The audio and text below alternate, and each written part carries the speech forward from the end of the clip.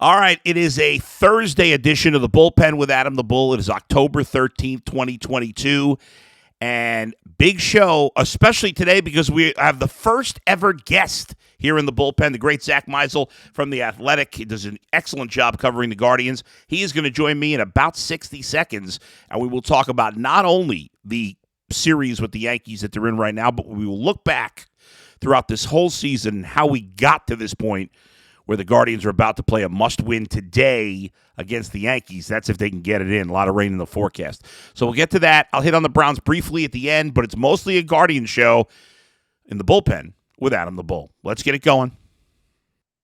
Podcast is not for the faint of heart. And I do think it's time for the Browns to move on. It's not for those who ride the fence. He's proven nothing. But if you're looking for someone who tells it like it is about Cleveland sports, everybody does fandom their way. You've come to the right place. I don't think he's any good. It's time for the Bullpen with Adam the Bull. All right, we're very excited. There he is, our first guest ever, Zack Meisel. How are you, Zack? What's going on? Man, this is one of the greatest honors I've ever had in my sports writing career. It certainly is. You should feel honored. I'm glad you do. And I'm excited to have you on because in this town, there's not that many knowledgeable baseball people, and you're as good as it gets. You do an excellent job, and I'm not just saying that because you're on. You know how I feel that you're destined for huge things, national writer, whatever you want to do. I see that coming, and you've done a great job covering this team since you've been covering the team. What was your first year covering the team? I don't think I know off the top of my head. 2011, when we were all fooled into a 30-15 start under Manny Acta. You know what's funny about that is that was the year that the fan went on the air, and I remember, even though we didn't go on the air till late August, there was a chance we were going to do. I think it was February or March that they told me about the station. They were going to offer me a job, and then it got put to the side. But I was paying extra attention. You know, I was obviously a big baseball fan, but I was paying extra attention to the then Indians at the time. And I remember, that start was I was like, because nobody expected that, right? And of course, that team fell back to earth, and they brought in Francona, and the rest is history. But I think that's a good lead-in, Zack, to what's happened this year, because I don't think there were many people that thought this team was going to be good. I think I picked them to go 82-80, and I remember thinking, I think I'm being a little optimistic with 82-80. What was your prediction for this team when the season began? I think it was 80-82, which is what they did last year. Right. I think what made it so convoluted was we didn't know how long of a leash they'd give Bobby Bradley, Yu Chang, Oscar Mercado. So even if you had high hopes and you predicted they'd win 90 games, you didn't predict how it would happen, right? No chance. Stephen Kwan and Tristan McKenzie and Andres Jimenez and Oscar Gonzalez, all of those guys blossoming, right? So That's why I think a team like this is just really difficult to forecast. And it's why, no matter what you picked, I don't think you can really take a victory lap. And I don't think you should criticize yourself if you were way off base. I think even internally, they far surpassed their expectations. So, yeah, I didn't expect this. The other thing, Stephen Kwan didn't expect Stephen Kwan would do one, right? So I think it's just everybody is kind of amazed at the run that they've made this season, and certainly you reevaluate your expectations. I think before the season, I thought 2024 could be the year where maybe they figure things out, but think about all the hurdles you'd have to get through. Jose Ramirez, was he going to be on the team at that point? Was Shane Bieber going to be on the team at that point? And what young guys were you building around? You didn't really know. Now, you're reassessing your expectations to the point where, this year, maybe you feel like you're playing with house money in the playoffs, and the next season it's go win a World Series. It's crazy. It really is. And you mentioned about 10 things that were unexpected, and I could even throw in a few more. You would have thought if the Guardians won 92 games that Franmil Reyes had a big year. He got cut. Yeah. He got cut, not even sent to the minors. He got cut. You mentioned Bobby Bradley there briefly. You thought, he at one time was a big prospect. By the beginning of this year, he was not. But or maybe Nolan Jones, who at one point had been a big prospect, and he did contribute a little bit, but he's been a minor factor.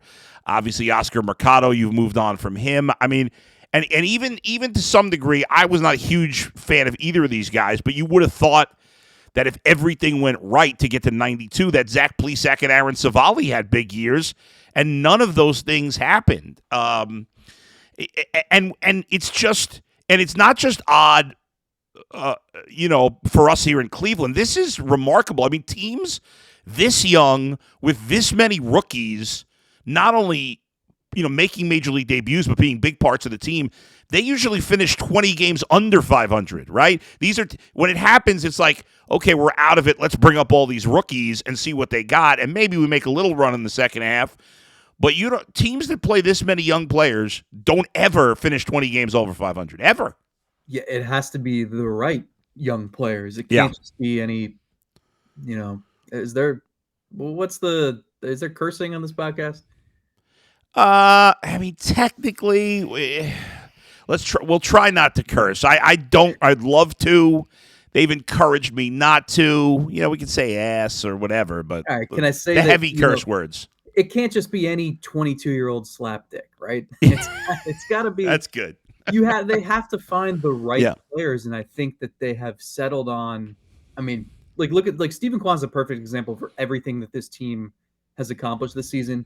Yeah. If you think back to the beginning of the year, he wasn't stealing bases, and it's because he was nervous. He was afraid to make mistakes and get thrown out, and he wanted to learn pitchers and gain some confidence. Now you look up and he's got almost 20 stolen bases. Defensively, like early in the season, he took some strange routes to some fly balls. Well, now he's probably going to win a Gold Glove award, which is insane for a rookie left fielder. And you've even seen some more power lately, and that perfectly summed up by his home run against Garrett Cole the other night. So like he's a quick learner. He makes mistakes and then doesn't make them a second time. Like they're looking for smart players like that who you might be a rookie, but like I don't think anyone in that clubhouse thinks of Stephen Kwan like a rookie. So it has to be the right young players. It has to be smart players who are going to adjust to the big leagues and strive to get better. And I think they found a good group who do that. And they've developed, it seems, and you would know better than anybody, they've developed a culture of working hard, of hustling, right? Like when Josh Donaldson, and I know that was a weird play, and maybe I shouldn't kill Donaldson, but when Josh Donaldson in game one hits the ball off the top of the fence, which I think most of us thought was a home run. I don't know, at the ballpark, did you think it was gone? Yeah. When you first saw it? Yeah. Yeah, I mean, I thought it was gone, but then obviously you see the replay and it hits off. But like, I can't imagine any player on the Guardians going into the home run trot unless you're 100% certain it's out. And that it comes from the top, right? Tito's a great leader.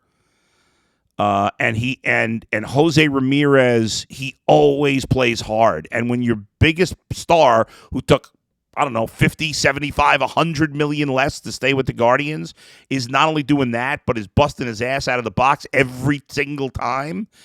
The young guys are just going to follow suit. It makes sense. And how good is that culture in that clubhouse? And is that something that, for years it was like you went to the Yankees, you played a certain way. You went to the Cardinals, right? They had a certain, and it feels like they're really developing that now too. Is that fair to say?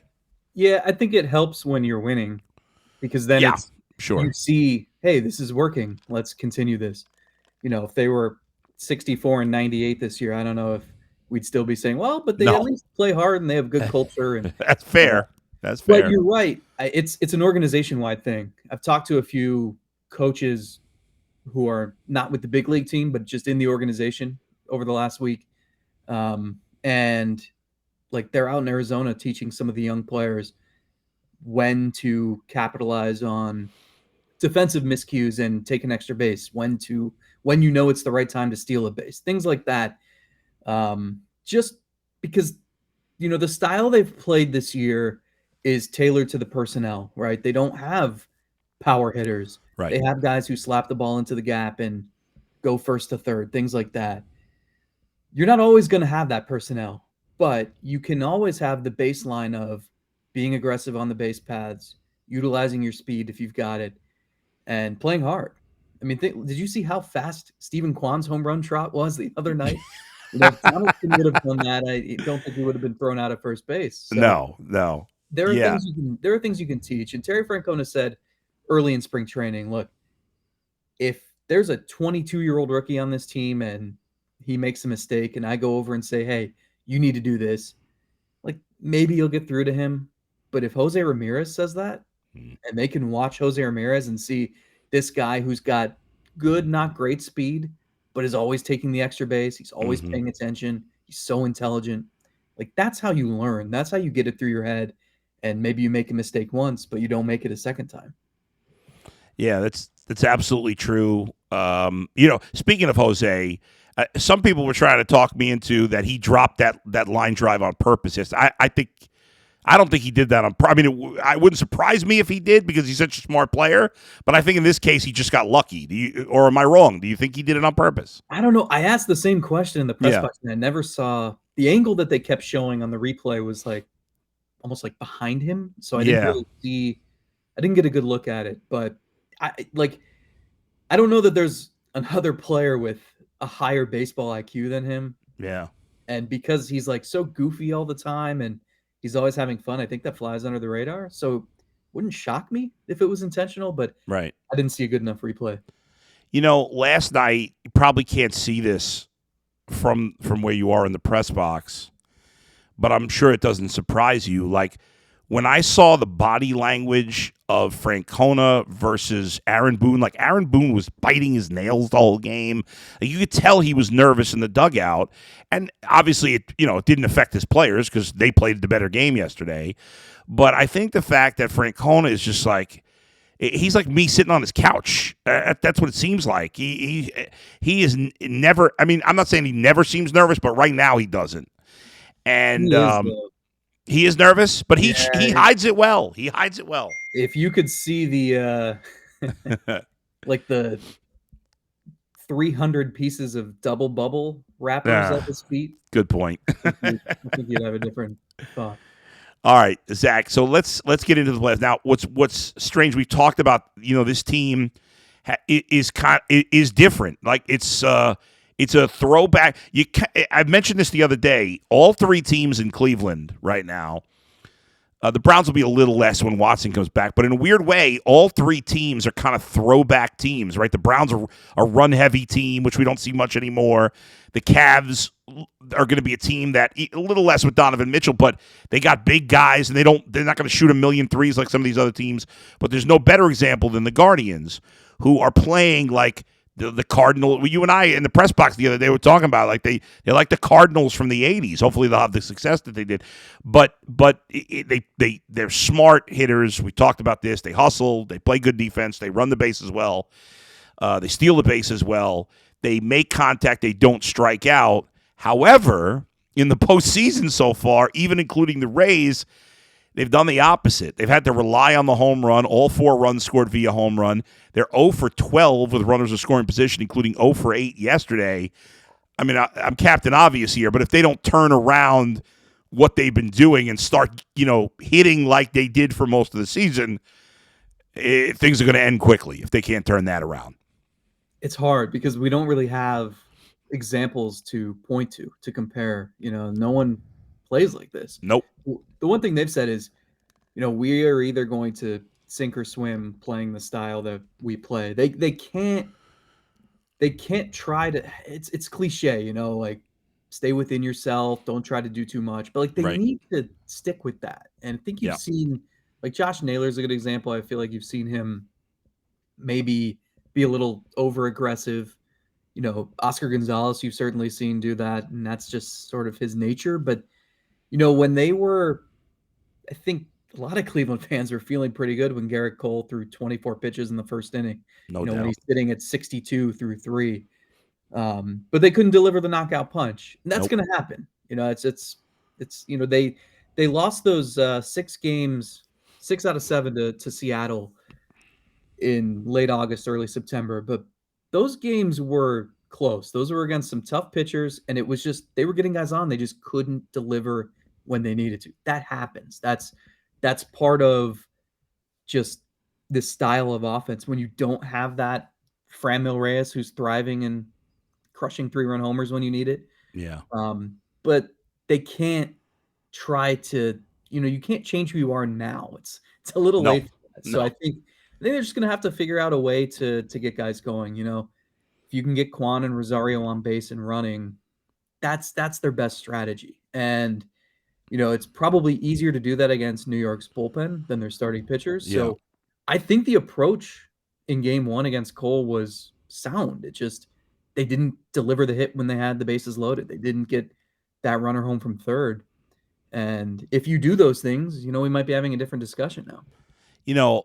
Something that I talked about today on the TV show that if you didn't watch the game or listen to the game, you wouldn't know this, but it was a huge play.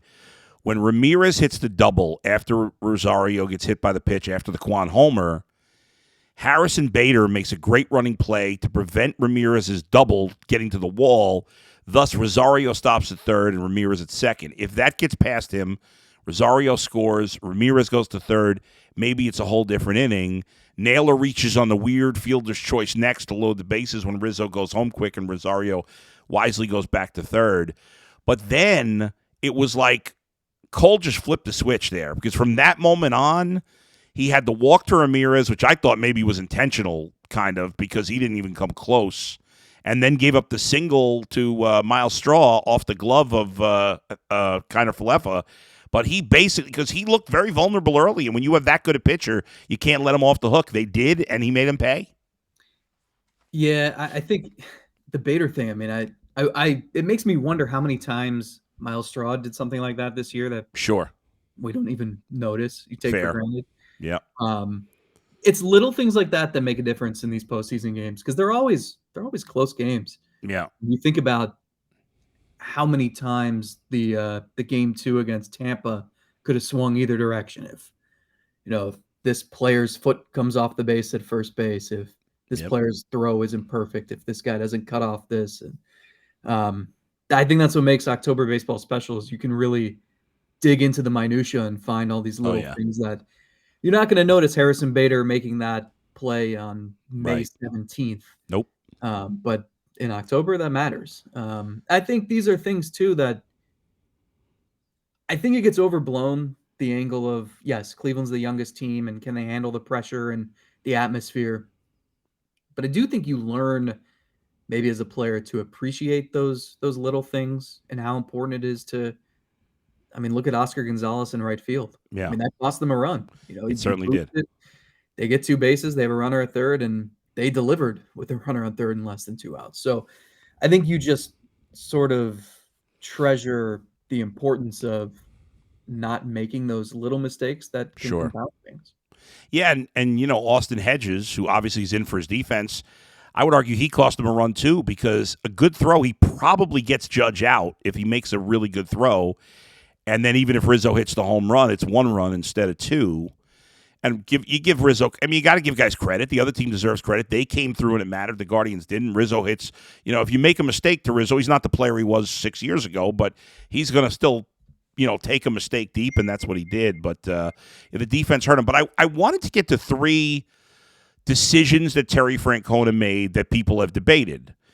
And I give you quickly my thought on it, and then I want to see what you think. So first, the decision to keep Quantrill in, which, I always feel like the good managers, coaches, football, whatever, find a good balance of analytics and gut, right, if you will, for lack of a better term.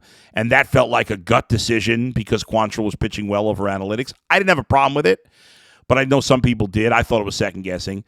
The second decision was the only one I had a problem with, which was Austin Hedges leading off the 7th when they're already down 4-1.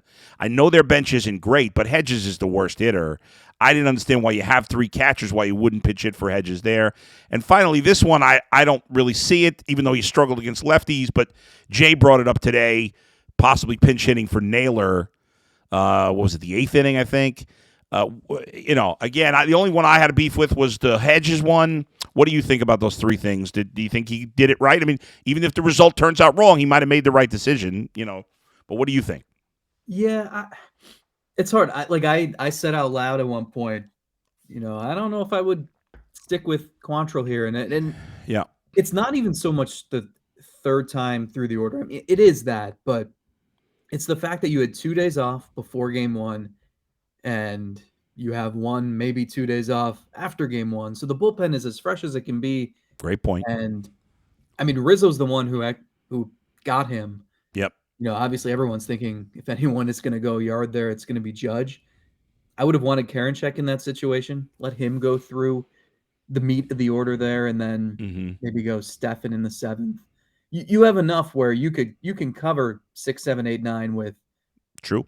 your relievers, and they can have at least a day off after that. So I probably would have erred on the side of caution there. The Naylor thing is interesting. I asked Terry Francona about this Yeah. on Wednesday. He's been dreadful against lefties. The problem is they don't really have there's no solution here, right? I mean, it's the guy that they use against lefties is Owen Miller, but he hasn't been good against lefties either. No. And there's no one really on that bench who you're just dying to see pinch hit. No Rusty Staubs or Letty Harris's on there. There's not even a Ryan or a Jordan Luplow. So that's true. So I think for them to get where they need to go, they just need him to deliver. I think that's kind of the bottom line. I mean, he's a good enough hitter overall where it's just if he can just be disciplined, he's proven he can just hit, period. Right. So I don't have an issue with that. They don't have a very good bench right now. Yeah. The Hedges, what about the Hedges? Not pinch hitting for Hedges there. Yeah, when you're down to 9 outs and when Cole's still on the mound because they let him off the hook there, I think you do need to go to the bench. I mean, again, same thing. It's not like there's a great candidate out there. No. But, I mean, he's been so bad that I think you'd take anyone. And also, someone who can maybe work a count. I'm kind of surprised Nolan Jones and Tyler Freeman haven't been part of this. I think both of those guys, Freeman's good at just making contact. Jones strikes out a lot, but he walks a lot too. He's a power threat. I think some of those tools would be useful off the bench. But, yeah, with what you've got, I mean, I would have pinch hit for Hedges. That's why you have 3 catchers on the roster. But, again, like that bench is not a lot of attractive candidates out there. Zach, just 2 more things before we let you go, and I appreciate your time. If the game gets rained out today, I'll say I'm going to be honest with the fans because I always keep it real. Zach and I are recording this 9:30 Wednesday night because he's a busy man. I can't make him get up at 7 o'clock in the morning to tape this. So we're taping it at night, which I do sometimes. So tomorrow, obviously, by the time people are watching this today, if the game gets rained out, I look at that as a negative for the Guardians. I know you have to be away from your family an extra day. That's a negative. But in terms of the team itself, do you agree or do you think it's even if the game gets rained out? I feel like I've played through so many scenarios in my head, I don't even remember my answer to this question anymore. It's weird. Like I think it limits the options they have, right? If they play Thursday, you could bring Bieber back on short rest in game 5, but like that might not be the way they'd want to go anyway. Like there's so many questions to answer before then. I think the benefit to having a game Thursday is the same as the benefit that you had that you didn't use really in game 1. It's that you can just empty the tank with your bullpen. You can go Clase more than an inning. You can go Karinchak 30 pitches if you want. Yeah. It's tough. If you're going to play potentially 4 straight days, you don't have that luxury. Now, at the same time, you could look at the Yankees who have just a mess of a bullpen and say, how the heck are they going to get through the rest of the series with that bullpen? And Nestor Cortez has been one of the better pitchers in the American League this year. He has. A left-hander who could give Cleveland fits.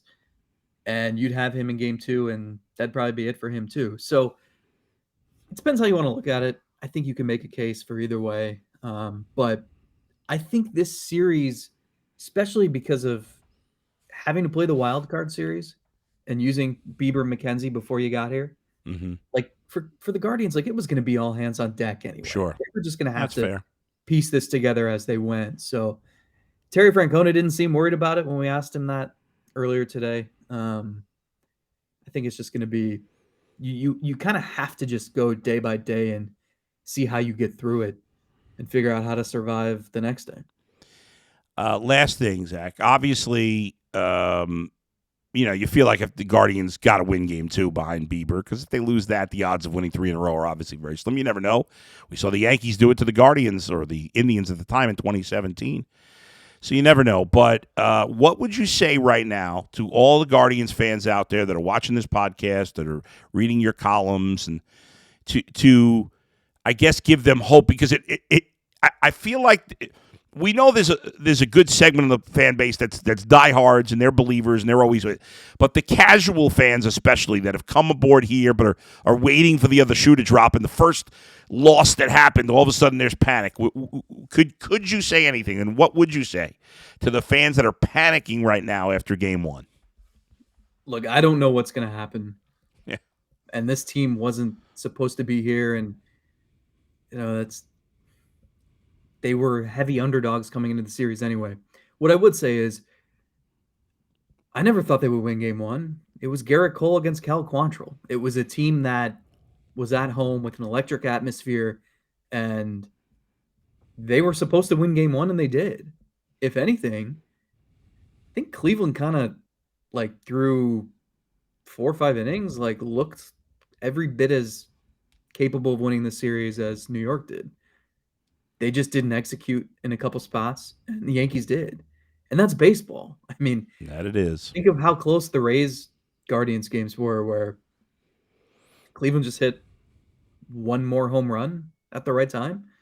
Otherwise, who knows if, maybe the Rays would have advanced. I mean, I don't think these two teams are as drastically different in terms of a ceiling as maybe the national media would have you believe. Yes. I mean, if you paid attention and looked at these teams over the last couple months, they're trending in opposite directions and in Cleveland's favor. So, I mean, you're still going to have to deliver. You need Bieber and McKenzie to pitch like they've been pitching for the last few months. Yeah. And you have to score runs. It's that simple. That's right. You have to just get hits when it matters. And maybe if you want to look at it this way, you could say they haven't done that for 3 games, so they're due for a turnaround. But this team has sort of, I think everybody has been skeptical the whole way. Someone Absolutely. asked me recently, when did you know that this team was special? And I said it was hard because I didn't think that at all until early September when they went in and they swept Minnesota. Then I started thinking, okay, this is actually possible. And then they went in and they swept Chicago. And it was like, I can't believe this is happening. This is incredible. They just, every time you think Cinderella's going to turn into that pumpkin, they prove to you that's not what this is. Yeah. And that they've got more in there. So, I don't know. I think I've learned my lesson enough this year to just not count them out and give them the benefit of the doubt.